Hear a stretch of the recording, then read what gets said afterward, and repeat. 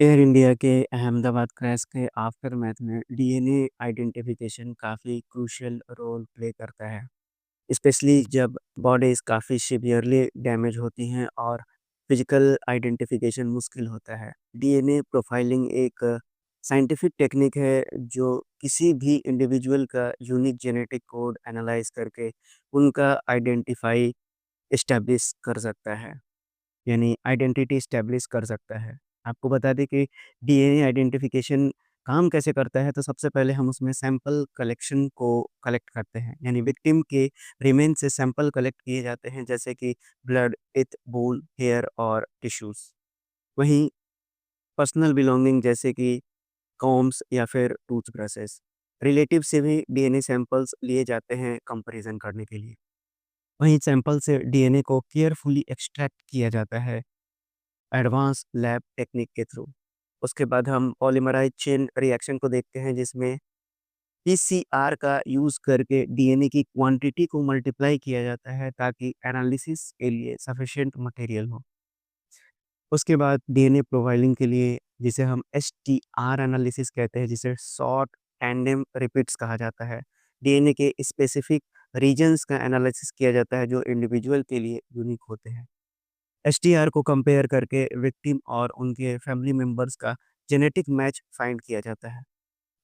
Collected DNA profile को database और relatives के डीएनए के साथ मैच किया जाता है, तो कंफर्म किया जाता है कि अब आइडेंटिटी सेम है या नहीं।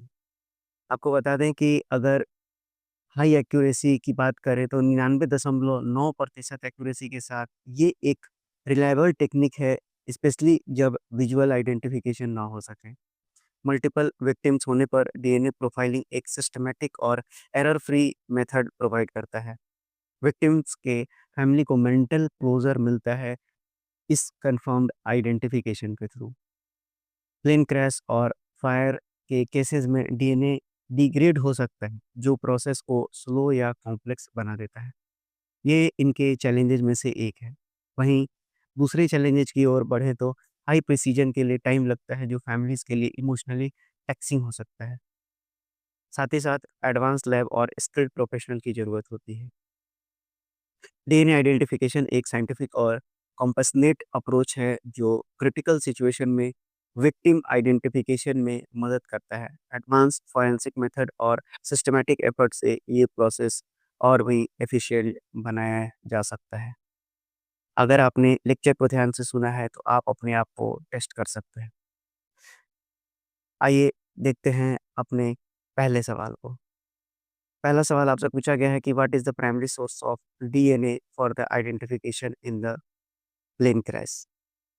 तो इस सवाल का जवाब होगा हेयर, बोन्स एंड टीथ। मैंने आपको बताया hair, bones and teeth. What is the main technique used to amplify small DNA samples during forensic identification? आपसे पूछा गया है कि मेन टेक्निक कौन सा यूज़ किया जाता है स्मॉल डीएनए को एम्प्लीफाई करने के लिए? तो मैंने बताया पॉलीमराइज़ चेन रिएक्शन यानी पीसीआर। वेरी इंपॉर्टेंट क्वेश्चन है, अब ये काफ़ी इंपॉर्टेंट हो गया है आपके एग्ज़ाम पर्सपेक्टिव से। अब पूछा गया है कि is STR analysis crucial in DNA profiling? तो मैंने बताया कि it identifies repetitive regions unique to the individual. यानी एसटीआर एनालिसिस फोकस करता है स्पेसिफिक रीजन्स डीएनए के जो हाईली वेरिएबल होते हैं इंडिविजुअल्स, जिससे कि एक्यूरेट आइडेंटिफिकेशन मिलता है। यानी ऑप्शन नंबर बी इस सवाल का सही उत्तर हो जाएगा। अगला सवाल आपसे पूछा गया है कि which of the following is a significant challenge in DNA identification during the mass casualty event like plane crash? तो आपसे पूछा गया है कि सिग्निफिकेंट चैलेंजेस में मैंने आपको एक्सप्लेन किया था, तो वो था डिग्रेडेशन ऑफ डीएनए सैंपल।